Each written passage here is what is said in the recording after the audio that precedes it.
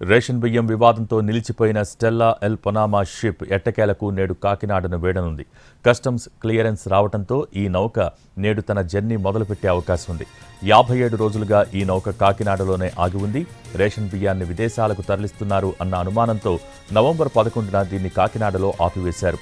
AP ఉప ముఖ్యమంత్రి పవన్ కళ్యాణ్ కూడా ఈ షిప్లో బియ్యాన్ని పరిశీలించారు.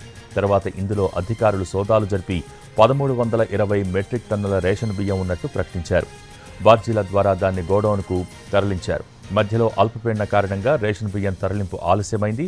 కస్టమ్స్ క్లియరెన్స్ రావడంతో ఈ నౌక జర్నీకి గ్రీన్ సిగ్నల్ ఇచ్చారు. 52,000 మెట్రిక్ టన్నుల బియ్యంతో ఇది బెనిన్లోని కొటోనౌ పోర్టుకు వెళ్లనుంది.